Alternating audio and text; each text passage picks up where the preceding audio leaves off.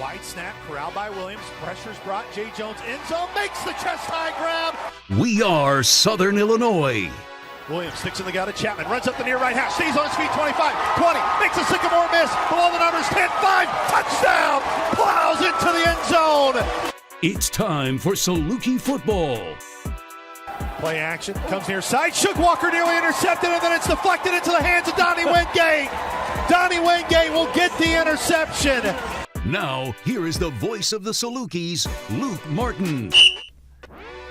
We welcome everybody back inside the Wells Production Studio here on the campus of Southern Illinois University as the Salukis, fresh off a win over Indiana State, starting off 1-0 in Missouri Valley Football Conference play.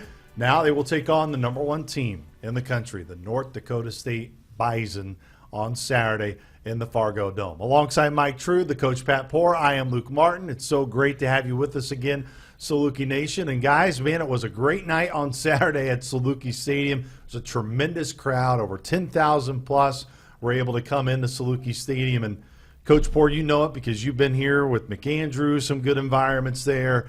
Saluki Nation makes a difference when they show up, and on Saturday it was a lot of fun just to feel the juice from the tailgate lot all the way into the stadium. Yeah, lot of sauce, a great vibe, and I thought it was neat because Indiana State, having played out at Montana, and Coach Mallory talked about that environment, was we had maybe not that environment, but we had a really good environment for a game, and love to see the support, like we've talked about. They're a fun team. SIU's a fun team to watch and have performed. Like I said, playing good football, and it was great to see. It helps. And, Mike, of course, last year you thought it was going to be a perfect storm where you had the rivalry game you had with SEMO. You had family weekend that weekend. And SIU was playing well, but it was going to that game is when we knew DJ Williams was hurt, most likely lost for the year. Of course, there were a plethora of other injuries.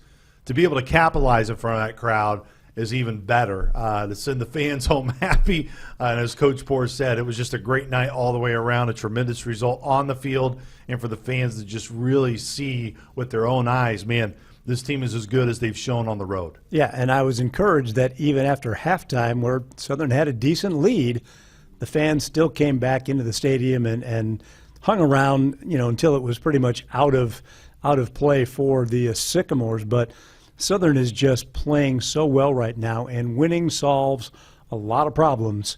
And one of those issues has always been late October, November football games. Well, this year, homecoming isn't until October 25th.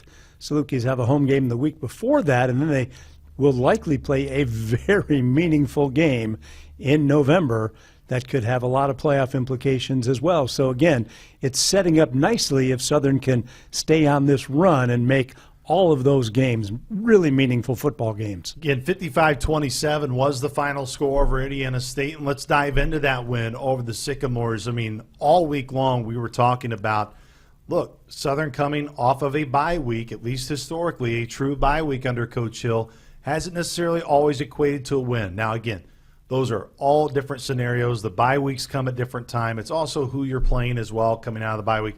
Those things matter. But still, those 7 bye week games following a bye, 1-6. Coming out, 21-0 lead right out of the gate, Mike. I mean, it was clear this was a Saluki team that was not taking Indiana State lightly, and they were ready to play their style of football from the very opening snap. Yeah, and this team doesn't take a lot of time on its scoring drives. They may even a 7-play drive is only going to take a couple of minutes with this football team to start off right out the gate. LaShawn Lester goes 60 yards, pulls up with a little groin issue, had to come out of the game. Didn't see him the rest of the game, but then you score literally 3 plays later after 2 dropped passes that would have gotten them even closer.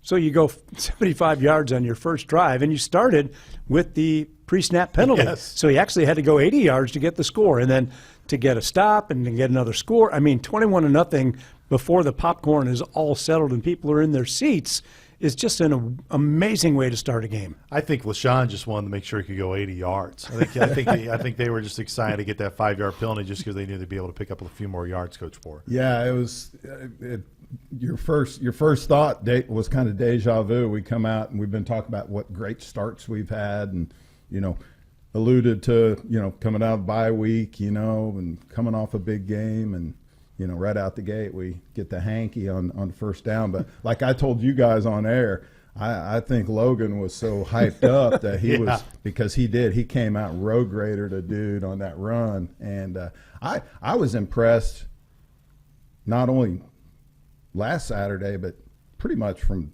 jump, just how in sync we've been offensively and defensively too, but offensively, because there's a lot that goes into, first play 70-yard run, other than just, maybe a mistake on their part on defense. But, I was impressed with just how in sync we were up front as far as getting bodies on bodies, and, the backs, I thought, again, improved a little bit more just in terms of their patience and their vision and hitting runs where they were supposed to be, at, and DJ just running the show and playing the quarterback position. We talked about it post game, just a great job of recognizing what was coming, getting us in the right plays, making the right decisions, dumping the ball off, taking the shot when it was there. That kind of stuff has been impressive. 38-14 at halftime. You look at the last 3 games for SIU, fellows, they have outscored their opponents 86-28 in the first half. Almost 60% of Southern's offensive production this year have come within the first 2 quarters. I think Coach Hill gets tired of me asking about the really good starts and the quick starts to a game. But what has been really impressive too, Pat, is you have brought this up multiple times. Even when Southern has played with those leads, they're not changing their tempo at all or changing really their DNA offensively. SIU is being what SIU wants to be at all times, even with those numbers. Yeah, I think it speaks to the process that Coach Hill talks about all the time, and also just to the mindset that, hey, the most important snap is the next one. And, teams are going to adjust. I mean, everybody's good in this league and on our schedule that, they're playing from behind and, they're making adjustments and trying to take some things away. And that's where you kind of see a little bit of some of those stalls in the second half is just, hey, people are defending you and you're adjusting on the fly. But, yeah, I mean, super impressive the way that we've maintained and played from in front and with the lead. And, and it really hasn't been, dial-up type plays. It's been our base stuff, and just a really good job of just executing and keeping, hey, process over results. It's just like, hey, that next play.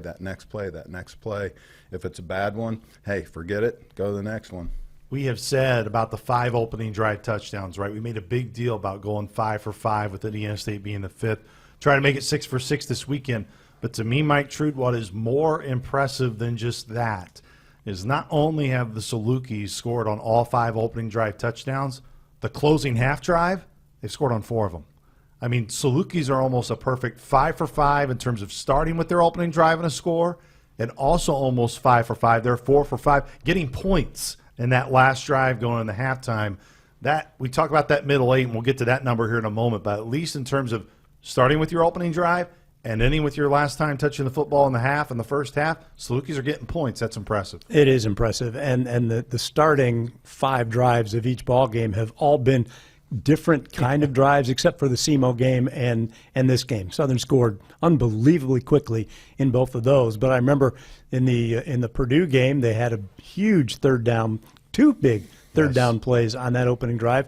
Tennessee Martin, they started with a dropped ball and, again, had a 3rd and 8 on the situation where they converted and then went on to score on that drive. So it's been different ways with different weapons also, and just the complexity of the offense that seems yet so simplistic when DJ is in control and running it is amazing. And then at the end of the half, any points you get at the end of the half, especially if you get the ball to start the third quarter, is advantageous. But just either adding to a lead, because that's all Southern's done this year except for the Purdue game, is just so beneficial to your psyche going into that halftime and knowing, okay, we got to come out and start the second half with a strong defense, try to get a stop, and let's just get this, as Pat would say, get this train rolling again.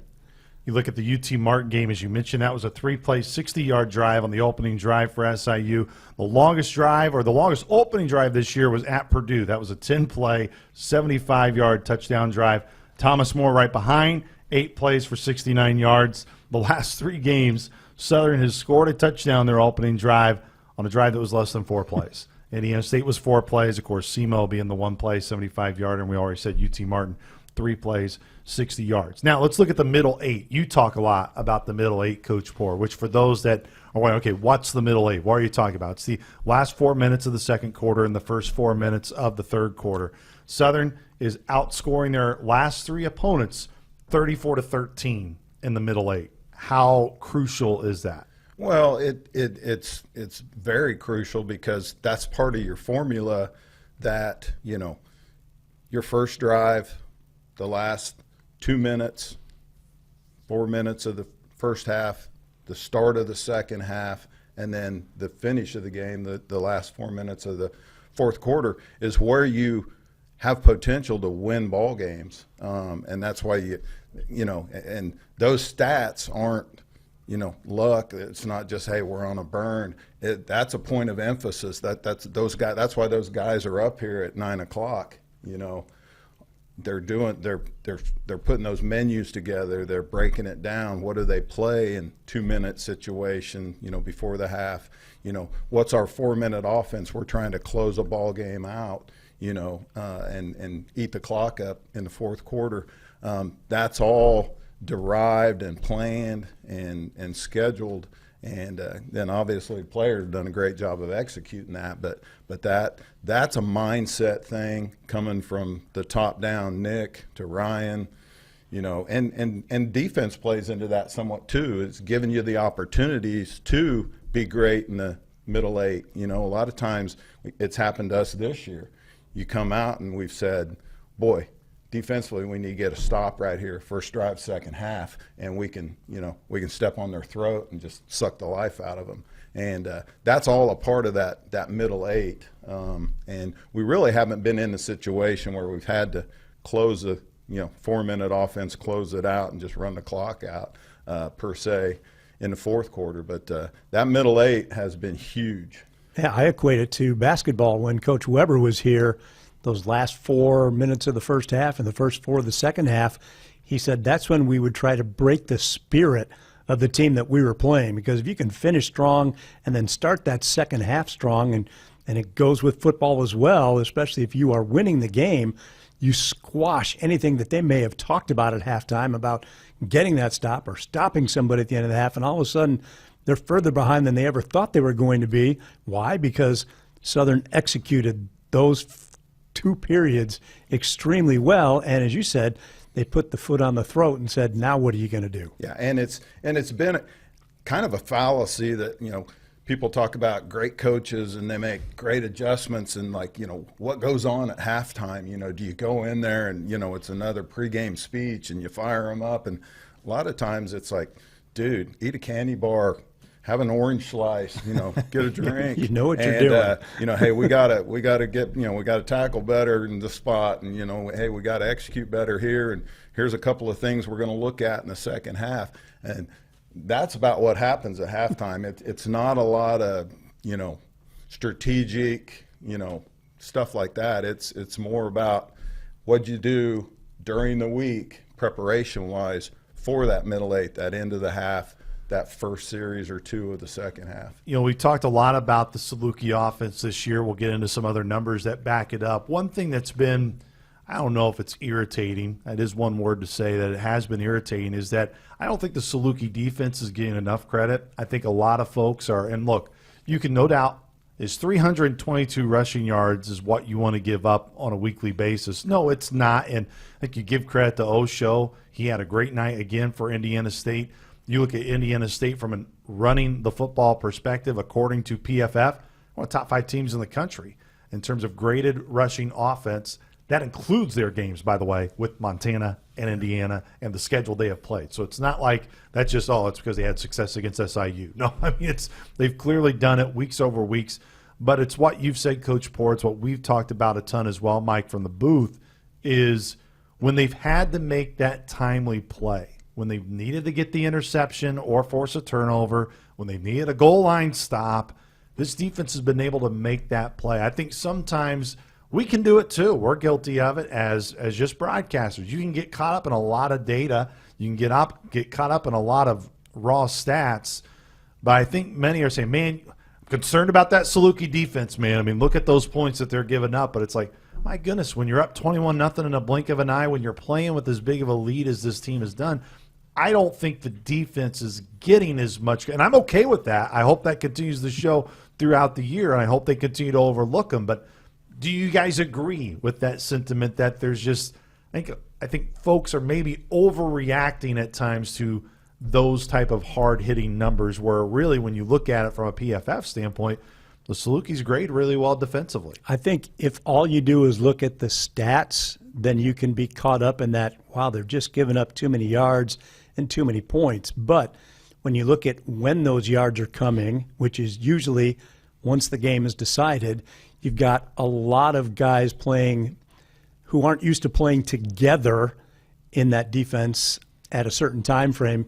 Yes, we've watched enough practice where they interchange people all the time, but that might be only be for a play or two and not for an entire 7-8 play series. And so I do think that they get maligned a little bit because they're giving up more yardage in the second half, protecting 21, 3-score, 4-score leads. They're still not getting beat deep with the pass. They've given up some long runs. Osho's a good back. I mean, he's shown that consecutive weeks now. He is a good back, and he doesn't need much of a hole. Also, this team is getting turnovers. They're making huge stops when they need to. You mentioned the goal line stand. Not once, but they had to do it again because of the penalty. Too many people on the field. They had to do it twice. So when it matters most, they have bucked up and gotten it done defensively. And I think the rest is just kind of stuff that gets thrown in there because you look at the stats at the end of the game and, wow, Indiana State had over 300 yards. Yeah. Oh, my gosh, SEMO had close to 600 yards total offense. Well, look at the final score and look at when a lot of those yards came. It was after the game was, for the most part, decided. I think it's how you look at it. You said stats. You know, it's just like looking at offense. Who do we usually talk about? DJ. Yeah, the quarterback, you know, or the running back that goes over 100 or that type of thing. Defense is the ultimate team group. I mean, one guy doesn't do what he's supposed to do on defense. It's one of those plays. And I think that it's more of a how you look at it. It's a respect thing. I really respect how we're playing defense from the standpoint of they have a philosophy. They have an identity. And being an offensive guy, every defense has a weakness. And you game plan to take away what the offense does best, knowing that you have some weaknesses in doing that in certain calls. And I think they've done a great job of, you know, you look back over the course of the season, you know, SEMO, they had some success with the RPO because we were taking the run away and really good quarterback. I mean, you watch a ton of games on – everybody's got good offense. Yeah. I mean, it just is what it is. I mean, everybody can move the ball. You're not going to pitch a shutout. You know, it's that strive for perfection thing on defense. You know, you're going to give up some plays. And I think the second part of that is the why. You know, a couple of those Ocho runs, missed tackle. You know, one guy, leads to a big play, and then those stats get somewhat inflated. But we're making people drive the ball a long ways, and that's always been a defensive thing. It's like, hey, let's make them go 80. Let's make them see if they've got the discipline to drive the football down the field, and then, like I said, then that term opportunistic, at the right time, we seem like we've got it a little bit, a guy, and it's been a bunch of guys. It hasn't been one guy, that's like, hey, he's got to make a play for us here. Yeah. It's been a bunch of guys, whether it was a pick in the back end, a pressure sack, just a punch out fumble. I mean, we've done a lot of different ways, which is really cool to see, because at this point in the season, you start to get tendency to a little bit, and I think Prawn's done a really good job of, basically going back and rechecking himself as far as, like, do we have tendencies? And we've played a lot of different types of defense. We played a lot of cover 2 in that game, which to play shell coverage and 2 deep safeties, 1 backer in the box, you're going to give up some run yardage, but you're doing that to take away the explosive outside throws, the quick game, all of that type of stuff. So a lot of it's just how you look at it. But like I said, I would agree with you a little bit. Maybe they don't get as much credit, but if you do a deep dive and you look at it, they are doing a really good job, and they deserve to be talked about a little bit more. It's not splashy. Yeah. It hasn't been splashy like offense has. And I think, to be fair, I mean, you are a football coaching junkie, and how you watch a game is not how a common fan even watches a game. And even for us, how we look at things, there's obviously data and other things that we can look at that not the common person will look at. So I think that's a little bit of a different thing too. But one thing that we all can relate to is how good Vincent Davis has been for the Salukis. Again, back-to-back games now, over 140 yards receiving. It's back-to-back over 100 yards for a Saluki receiver since our guy Deontay Cox did it back in 2022. He had 102 at Illinois State and 108 at Missouri State. Not to say that what VD has done, put that to shame, but man, over 140 yards in 2 consecutive games. The last Saluki to do that was a guy by the name of Cornell Craig in 1999, and we were talking about that, Pat, at practice. Obviously, Cornell, he was the guy then. I think we're starting to figure out that VD may be starting to become the guy for this team, even though there's a lot of weapons. Again, that's great company for Vincent Davis, and man, he was fast on Saturday against Indiana State, and that is going to be just a guy that we're going to continue to look for as this season continues to roll along. Will be a key part of the Saluki offense. He is just so good, and I hate to use Travis Kelce as an example, but Kelce is the guy who, when Mahomes needs somebody to get open, it may not even be the play that's called. He may just say to Travis, hey, go get open, and I'll find you. And I know that's not the case in either situation, but that's what it looks like. So VD has just been the guy when DJ needs somebody to get open. He's wide open. I mean, it hasn't even really been close. It's not like he's been making catches with guys all over him. He's just been running phenomenal routes and getting open, and DJ's put the ball right where it's needed to go. And if VD is even with you, he's by you. That's how fast he has been this year. Yeah, and you alluded to him looking faster this year than even last year, and I looked at it as like how he's using that speed. Against Indiana State, they were trying to bring pressures. They were playing us a little bit more man, and he's that guy. He can use that speed to separate, which really opens those windows up and makes that picture look a lot better to a quarterback that, hey, there's separation there, and I can throw it in the spot. But also he's been really good against zone, like kind of like you're alluding to with Kelce. He's a veteran player. He's got the whole package. He knows when to sit down in those soft spots. He's catching the ball well and really playing well. And that's a two-way street. That helps DJ too, along with him knowing confidently, hey, DJ knows where to go with the ball. And he hasn't become a Cornell Craig, like that's where the ball's going. Right. And that's a huge thing as you go down the stretch, those tendencies.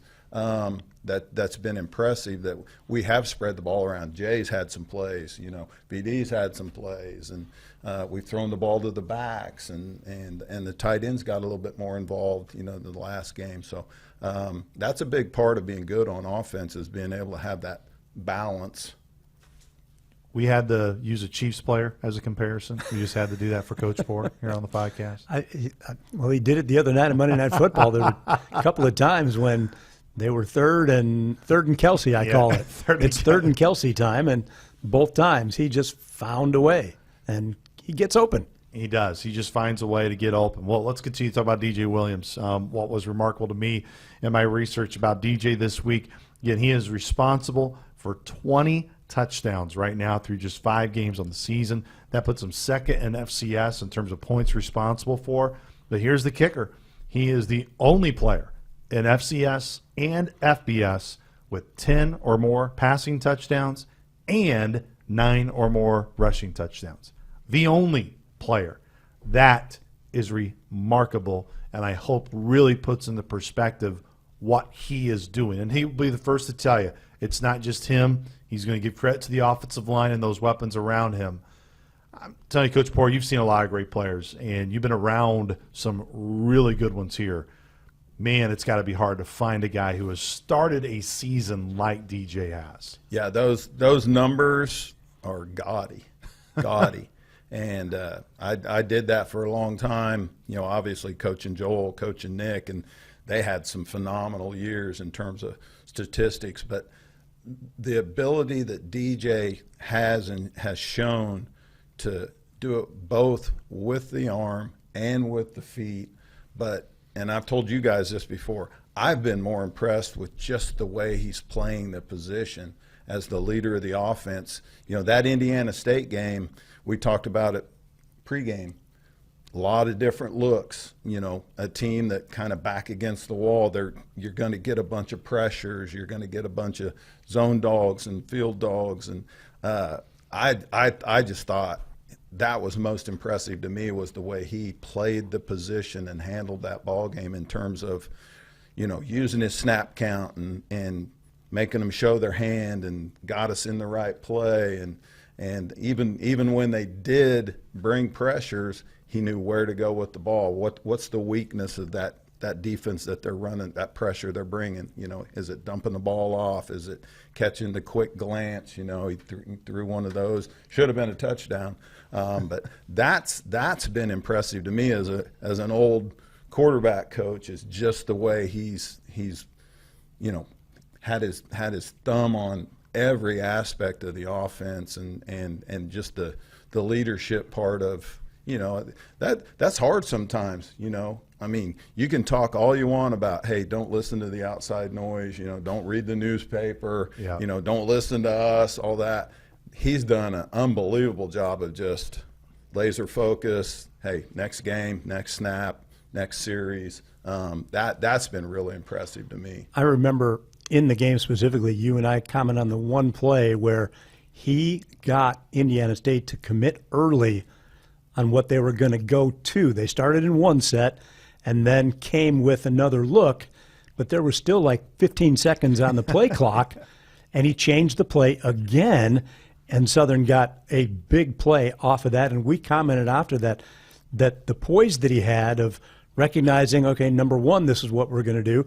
Then they came and showed all-out blitz, changed the play again, and they didn't have time to recover after that, and Southern gets a big play. And another piece of that that's impressive is all of that you just talked about. It's not like then he's turning and looking. No, it was all to the him. Box. It's all him. He's got the menu in his pocket, and to be able to do that, and again, it's part of playing that position. But to have your thumb on all of that, and the feel of the game, and the vibe of the game, and where you're at as far as field position. Is it a red zone call? We talked about it during the game. I think it was that particular play.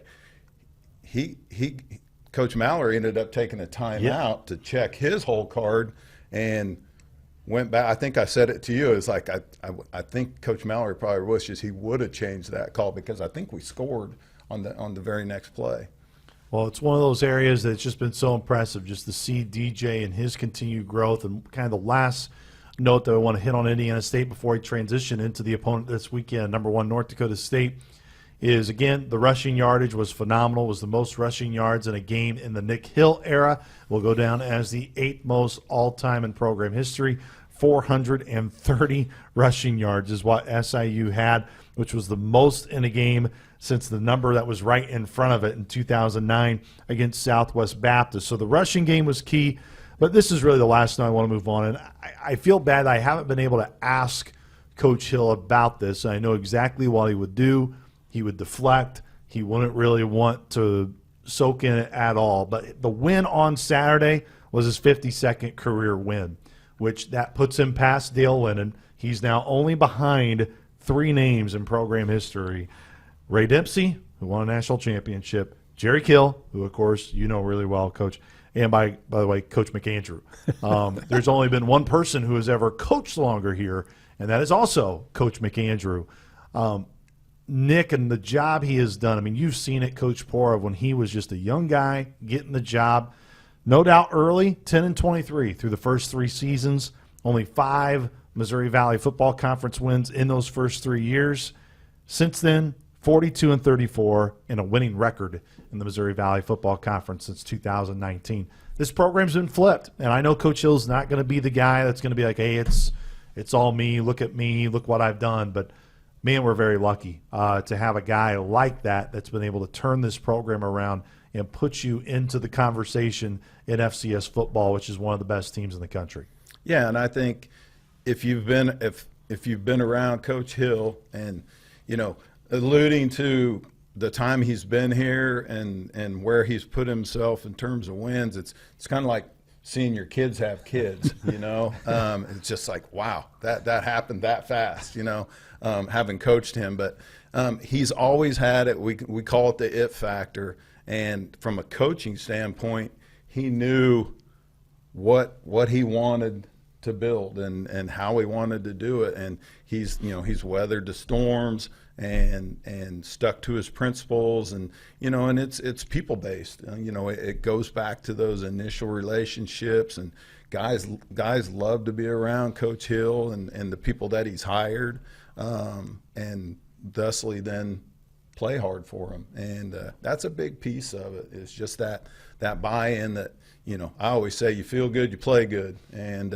there's a feel good to everything that Coach Hill does. And we said too, Mike, the whole offseason, look, Coach Hill has always been a guy that's got good energy about him, a good aura.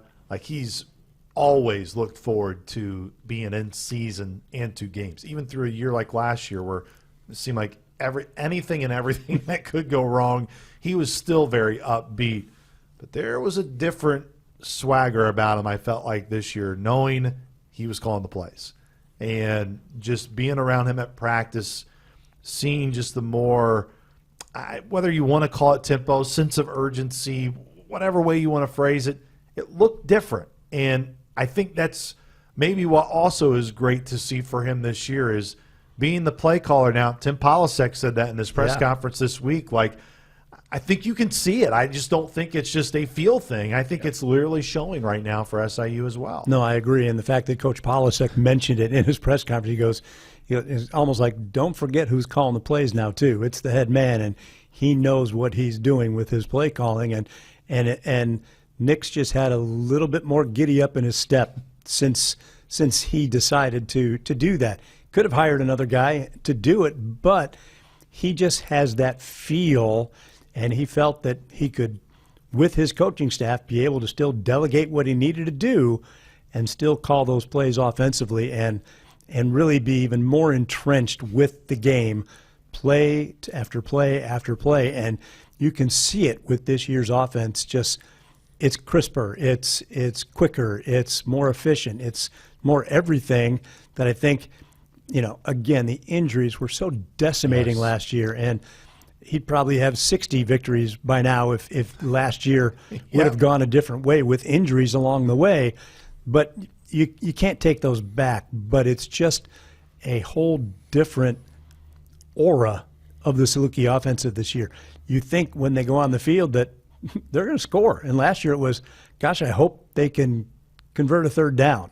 Yeah. And that was from the get-go. It wasn't because of the injuries until game 3, game 4. It was still, I hope they can convert third downs and keep drives going, where this year it's how fast are they going to score on this drive. And you feel you can score at any given time. Yes. Yeah. And a lot of that, being the head coach and him being a young head coach, and I was in that situation, is you got to be you. And, it's kind of a given when you become the head coach. You're the head coach, and then you have a coordinator and a defensive coordinator, and because that's how it's always done. Because that's how it's always been. And there's been a few guys. Mike Leach. He had the little postcard there. Called all the plays, and Nick's smart enough to understand and have a feel for him to get this thing how he wants it to be. It was going to be him, and obviously that it factor again. He sees the game so well. I've said it for years. He's as good as anybody in the country at any level. I don't care, in terms of breaking down, finding stuff, putting a game plan together. That list of openers and don't forget old Ronnie McVay, old Ryan McVicker. Little McVay. That dude puts a ton of work into just researching and looking at stuff. And hey, is this something we can do? Do we have the people to do it? And that's the other piece of it too. Alluding to the players, is Nick's always had a knack for getting the right person, not just talent-wise, physically, but also mentally to plug into that system and have that trust factor of, here's your role. Here's what you can do in our offense, much like quarterbacks. I mean, you look at the difference in quarterbacks that we've had in the Hill era. We had Bake, who was just a straight spinner. Straub. Ionati. I mean, it's been a bunch of different physically kind of guys, dually guys, just pure thrower guys who were just operators. That's been impressive when you look over his tenure of how he's put that together and, mixed and matched and, put the pieces together to have pretty prolific offenses. He's also calling all the plays from the field, so you don't get that broad look from up top. So you may know better than anybody how much influence does he count on for Ryan if Ryan sees something, or does Nick see it so well from the field that it doesn't really matter? Yeah, it's kind of a unique, innate ability. Like you guys have seen interviews, McVay is one of those guys. Hey, what about that play on it? Well, we ran that 3 years ago in a preseason game against the Browns. That recall and just that photo memory type thing is like, he's got that. And Ryan has that too. But to be able to just see that picture, plug it in, what's the call to that, boom. And some of it too is just having done it. He's calling a game like he's playing quarterback. And that's where you get that rhythm of, we've called games where it's like, whew, boy, we're in a lull here. It's just like, well, plays aren't happening. Guys aren't making a play, and it's tough to get in that rhythm. And but a lot of that, from a play caller standpoint, is being able to have that game plan in your mind, being able to recall what you've seen on film from them defensively, seeing it live, and being able to just pull them out. Boom. Hey, here's the call. And really good job so far this season, because like you alluded to, the one time DJ had 15 seconds left on the clock, which is you have to have that time when you're playing a team that's giving you a bunch of looks to make them show their whole cards. And, just that's kind of the game in the game. Right. That whole conversation we just had is what goes on snap after snap after snap, this morning to tomorrow to Saturday. Let's go ahead and get to North Dakota State. And typically this is where we would transition to an interview. We did reach out to North Dakota State. Weren't able to get Coach Polasek to join us this week. But I think, guys, he just felt the pressure of not wanting to give us a restaurant recommendation, to be honest with you. I think that he's like, he knew that there's no way he could live up to the hype of what Coach Simpson and Coach Tuke was able to do for us on the road. Fargo's got some good places, so he probably didn't want to make anybody mad either. So yes. I think that's really the big key was it. But we understand schedule obviously is busy.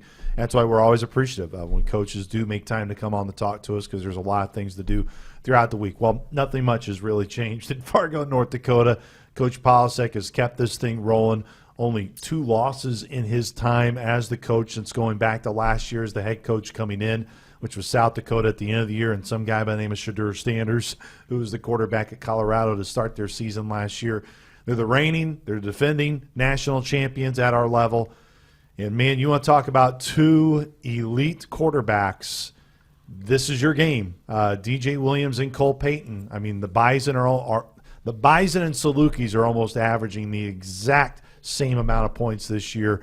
I think a lot of it has to do with both quarterbacks are just playing at a high level, Mike. And Cole Payton's been a guy who's been in the system. He's played every single year, so this is his last year. He is a senior, but this is his opportunity to shine, and he's been doing it previously to this year mostly as a runner. He'd come in and run the ball and get a key first down or throw a short swing pass to somebody or do a lot of RPOs and generally would keep the ball and run. But he was handed the offense this year by Coach Polisic and their coordinator, and he's been nothing short of phenomenal so far this year. He has just engineered that team into its current 5-0 record, and they've been a machine so far on offense. 44.5 points per game is what they have averaged on the year so far. Yeah, and like I said, with the quarterback, talk about some shoes to step into. Yeah, I mean, Cam Miller. Carson Wentz, Trey Lance. I mean, that bar is set pretty Easton high. Stick. I mean, they have just had so many talented quarterbacks through Yeah, that. they said they've got 4 in the NFL right now, which Yeah. is probably more than maybe one other school has 4 There aren't many in the Yes. NFL right now. Yeah, and if you look at it from a historic standpoint, you can't fall into that trap that the Bison used to be. Here comes A-gap power, just boom, Yes. boom, boom, and then all of a sudden there's the tight end fullback leaking out off play action, and they would just exploit that to death. They've got the whole package. I mean, their spread power. That kid does a lot of stuff from the quarterback position with good people around him. You look at Bryce Lance, he's one of them. Tremendous speed as well. And I think this has been a Saluki team that has seen some speed at wideout. I mean, you go back to Purdue, I felt their receiving core was really quick. We talked very highly about Rochelle last week in Indiana State where he had kind of that next level speed a bit. I think Bryce Lance is going to be a little bit different level of speed. And Rajah Nelson has always been a pain in the Saluki side. But it starts because Lance gets all the attention, and there goes Rajah on the other side getting open. And Lance, and they all can catch the ball. And the key thing is Peyton's been getting the time to throw the ball, and he has been accurate. Yeah, I really think you look at them, and like I said, it's kind of mind-blowing to just like, okay, where's the weakness? Where what do you attack? But to truly, from a defensive standpoint, make him go to what you're giving up. And, they're human too. I mean, there's only 11 of them out there. Can they take it 80 yards, little chunks at a time, keep the ball in front of us? We've done a great job of that. Tackle well, and truly make them earn everything. Because if you've watched NDSU games, the 50-pointer games, they prey on your mistakes. Yes. They prey on a missed tackle, a bust in the back end, a guy getting in the wrong gap, because that's how they're built. I mean, they're so well drilled on this is how this play should go. If this guy doesn't get in his gap, that's an 8-yard play for 3 quarters, and all of a sudden it's a 40-yard touchdown. Yeah. That's how they operate, and that's been their MO.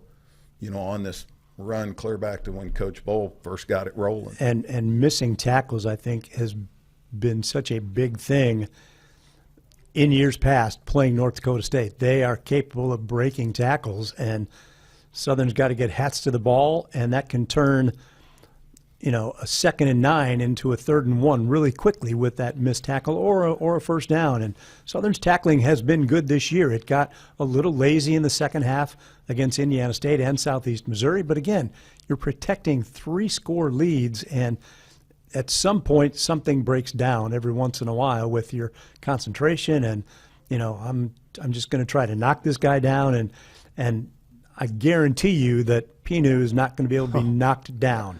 You're going to have to wrap that guy up. I was just about to bring him up. I mean, Barika Pindu, I mean, Raja Nelson no doubt has been a Saluki killer in years past, but a guy that you can ill afford, as Mike True just mentioned, to have any sort of missed tackles. If Pindu gets into the open field, Coach Poor, man, that's a guy that also has a lot like some of the Saluki running backs. He's got that next level gear that he can flip in a quick switch. Yeah, it's the fundamental things. When you talk about tackling, well, that guy, you've got to come up with a body part to get him on the ground. You watch on film, you're going to bounce off that kid. Yep. He breaks a lot of tackles. He runs hard, and he's got the physical tools to get it over with. But kind of going back to the other part about them offensively is they're so good on defense that they give a lot of opportunities to that offense. And, I look back on games that we've played against them, they get you down, and then you start to try and get back in, and then that creates those opportunities for them to get the ball. So many times it's woulda, coulda, shoulda, what if we don't turn the ball over here? We don't miss a tackle there. We don't get a penalty here. It's those type of games that to beat them, you've got to go in and be 100% on all those levels. Well, talking about their defense, let's go ahead and transition to their defense. 9.2 points per game is what they've allowed this year, only giving up 219 yards of total defense throughout the year, 219 yards of total offense, should say, which is their total defensive numbers. But the biggest area where you see some of the discrepancy here, fellows, is only 9 red zone trips that teams have had on this Bison defense. They've only allowed, out of those 9 trips, 4 red zone touchdowns. What SIU has been so good at, they've gotten to the red zone 25 times. They've scored on 24 of those 25 trips. 20 of them have been touchdowns. To that point, Coach Poor, that's what's going to be really intriguing to watch in this game is, one, can the Salukis get to the red zone? Well, do they have to get to the red zone in terms of, they've been able to score at any point on the field, but when they get to the red zone, can they capitalize? Can they get points? That's what they've been so good at. That's what NDSU has been very good at, and making sure teams don't even get inside the 20-yard line, let alone score when they do get there. Yeah, it goes back to it's about us. And every game you go into, you want touchdowns in the red zone. You don't want to be kicking field goals. But the thing that even before you get to that point is being able to possess the football. You have to be pumped about getting 4 yards on a run play and staying in manageable third down situations, because they're a situational defense. If they get you in third and long a bunch, it's going to be a tough day, and you've got to make some plays, and we've proven that we've got that ability, and we've done that. You're going to have to have more explosives than then. You're going to have to hit on some plays when they're there, and we've done a really good job over the years, especially going up there, of having stuff in our game plan that attack them and take what they're given, and move the ball, and again, it goes back to we didn't score we didn't execute and get a touchdown on that drive. We got the ball down there, and that's all a part of going back to how we've played this year. It's been about us. It doesn't matter, it's just, hey, take the horns off that yellow helmet, and it's 11 dudes over there, and here's how they look, and here's what they're trying to do, and here's how we're going to attack it. I think that's a big piece of it, is just that mentality of, hey, how are we going to move the ball game plan wise?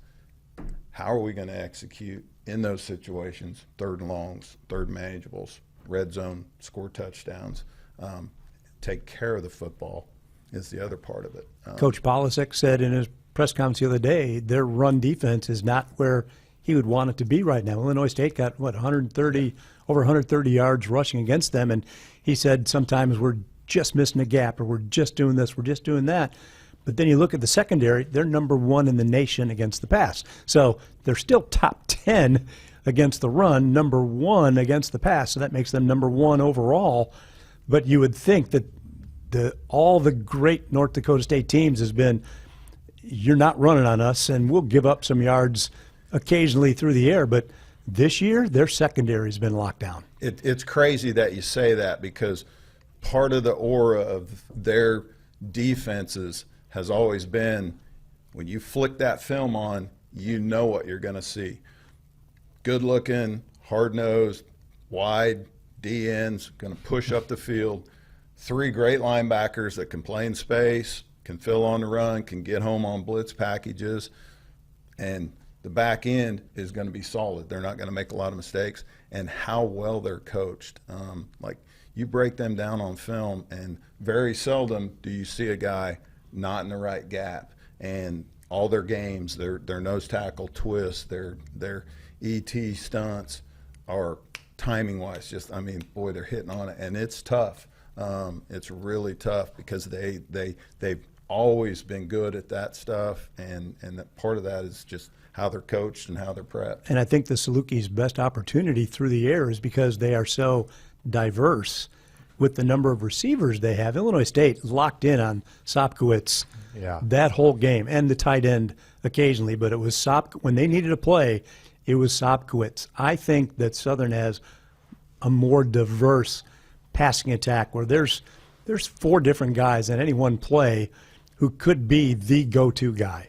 Yeah, we've always, in my opinion, been able to attack them well because of our complexity and you know, our versatility. Like, you watch that Illinois State game, you know, Brock's going to go in there and go, hey, we're going to out physical these guys. There were 2 tight ends in that game, a ton. You know, where we've got the ability to show them some 2 tight end, show them some 10 personnel, 4 wides, empty it out a little bit, and that just alludes to they better be prepared, and they better not make mistakes, because we've shown that we can capitalize on those things, and that's why we've been so explosive. Yep. They have 4 guys on their defense that already have 2 sacks or more, which just tells you they've been able to get a lot of pressure. And as you said, their linebacker room, I mean, Kopp and Staling have just been, I mean, again, and it shouldn't be any surprise, because you look at who their DC is. Grant Olson, he was an All-American linebacker. He has won, I believe, 3 national titles as a player when he was there under Craig Bull. Since he's come back as an assistant, he's been a part of 4 national championships. He's only in his 2nd year as a DC, but one of the things that you were really impressed with watching them, as you said, tendencies, right? There are things that maybe you can tip your hand. NDSU, in your opinion, does a really good job of hiding what they're really in, which is no doubt going to put even more on DJ and the offense's plate to try to figure out what exactly they're trying to do with their defensive scheme at any time. Yeah, breaking them down, it hit me. You know, Indiana State, they were all walked up there, and it's like, okay, here it comes. Here it comes. And maybe they, shimmed a little bit here and there. But North Dakota State, when you flick that film on, they look the same a majority of the snaps. Both corners are going to be squared up, looking like they're playing man coverage. The safeties are going to be moving around. They're not going to just statue line up 12 yards deep on the hashes and, hey, here comes cover 2. They're going to be moving around, and those linebackers, and they've always had those guys and been able to do it, is, they're standing at alignment, and boom, I mean, they can get home. And like I alluded to earlier, the guys up front are really good technique-wise at, they'll eat that guard up, and then they'll twist that end back up underneath the tackle, and it's like, and that's always been a big deal. You can't give them free runners at the quarterback. If you can get bodies in front of them, hey, hallelujah. We got good shot to have a big night. But they start getting free runners, they kind of get you scrambling a little bit. 6 players have at least 3 tackles for loss on their defense. Again, stop already. I know it's just, but those numbers have been very impressive. It's been very impressive, and a lot like SIU. Again, the biggest difference is their defense has limited their opponents more in terms of the points that they've allowed at the end of the night. But this is also a Bison team that has gotten out. I mean, the South Dakota game, I mean, they had South Dakota beat by the end of the first quarter. I mean, this is both of these teams have played with leads, and both of these teams have really not had to play from behind. They had to do it against Illinois State a bit. They had that safety early and then tried to come back against the Redbirds. They ultimately really did take control in the second half of that game, and I don't think we're in a ton of pressure to lose that game in Bloomington Normal, but that was by far their biggest test. I think both teams know heading into Saturday, hearing both coaches talk, both sides, both teams know this is going to be their biggest test of the year to this point. Yeah, and they're at home, so it's even more important for them to get the home victory, and Southern wants to go there, play their heart out, and have a chance in the fourth quarter. Keep it a game unless you really do something extraordinary and are able to, just capitalize a lot. But chances are you're just hoping it's a game in the fourth quarter with an opportunity to win the game.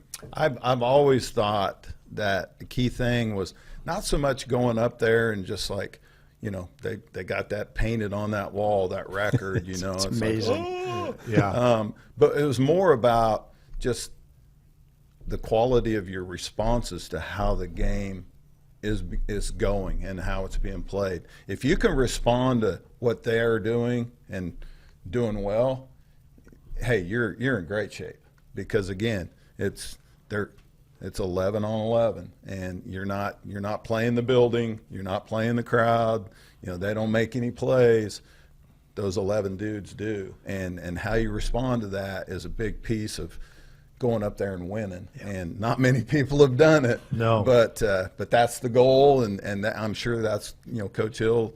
Hey, that's the process this week. Is like, hey, here we're going to get in this situation, and that's what they've been practicing this week. Is like, hey, here we got to hit in these situations. We got to have good menus. We got to get in the right plays, and we got to execute. I mean, and when it all comes down to it, to be the best, you got to beat the best. And that's exactly what Southern wants to do. And as we have said, and we said it post game on Saturday night after Indiana State, whatever happens on Saturday, it's not a season made or loss for either team. There is a lot of football left to go throughout the season. And that's exactly what will happen. But especially North Dakota State, everyone knows, and they give them their flowers as they should. This is no doubt a week where there will be no discussion point for SIU. If they play to their standard and they play well in the game on Saturday, I don't think anyone is going to be like, well, we don't know how good Southern Illinois is going to be. This is a week for SIU to truly be like, yep, we're here. The guys believe it. I mean, there's no question. They have their confidence about it. But now it's a chance to go from, hey, this is our core belief internally, to truly show it, because if you showcase it in that building against the Bison, that automatically earns you respect throughout the country. It's the showcase game of the week, obviously, with number 1 against number 8, number 9, wherever they want to put Southern. But it's Southern's ability now to make a statement for themselves, to see exactly program versus program, where are we now? Are we, because they're the standard, and I don't think anybody would deny that. But this is an opportunity for this group, this team, to make that statement and go, not only do we belong, but we think that we can be one of those Final Four, Final 2 teams when it's all said and done.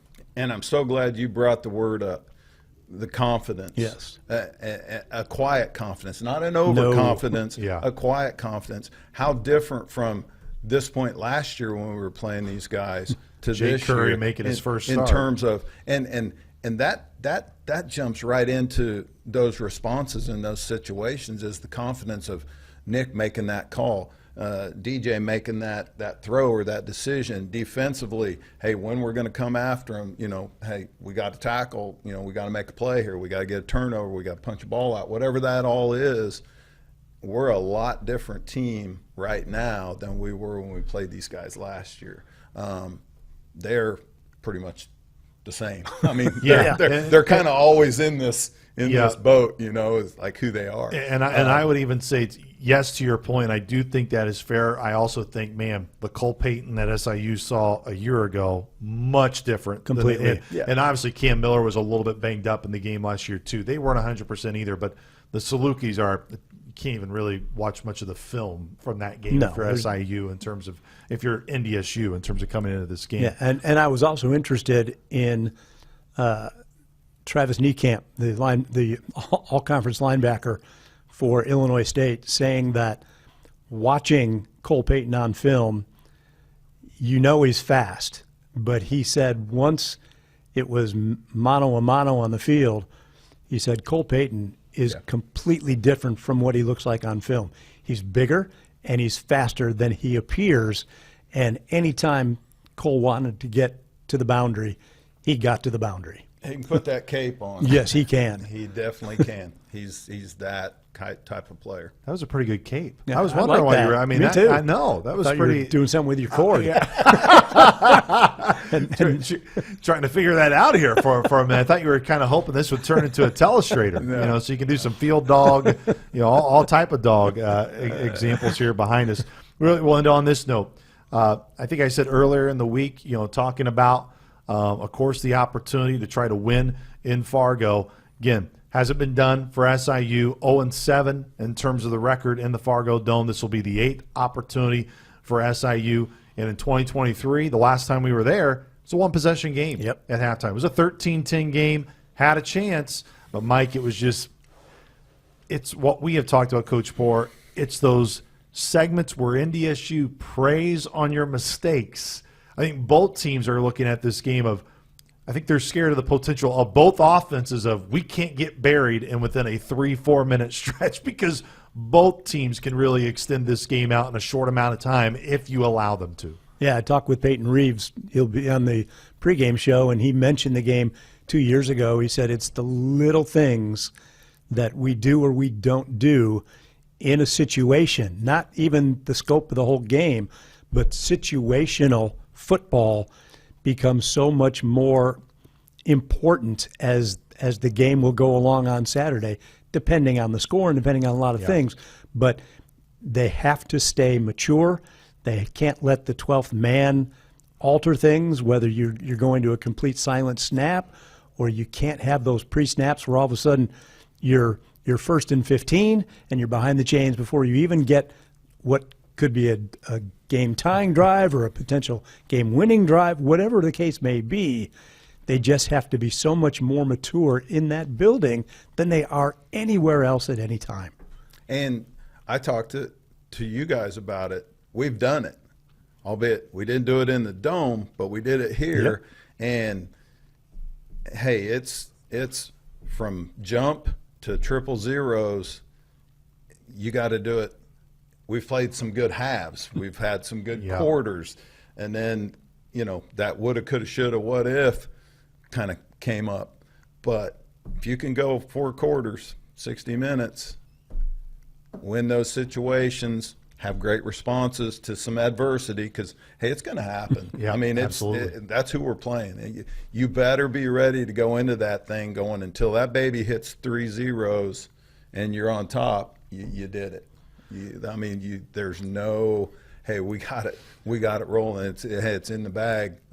Do we have to wait for Saturday? That's the worst part now, right? The waiting. Yes, the worst part is the waiting, but it won't be too much longer. But you love games like this. Oh, absolutely. Can't wait. It's exactly what you want. Can't wait. When you talk about yourself being relevant and, a national program, and that's been the narrative from jump with Nick, is like, that's who we want to be. Yep. We want to be in these games. And they are going to be in it on Saturday. It's going to be 2:30 will be the kickoff, which means our coverage on the Saluki Radio Network will begin at 1:30 from the Fargo Dome, as the Salukis will look for that first ever win at NDSU. We look forward to the game on Saturday. We're all pumped, excited for it, and we hope you join us then, Saluki Nation. So for my partners, Mike True, the Coach Pat Poore, I am Luke Martin, saying so long, Saluki Nation, and we will talk to you from the Fargo Dome on Saturday. Go Dogs! This has been Saluki Royalty, the official podcast for Saluki Athletics. Don't forget to subscribe, rate, and review however you listen. The preceding has been a Learfield presentation on the Saluki Sports Network.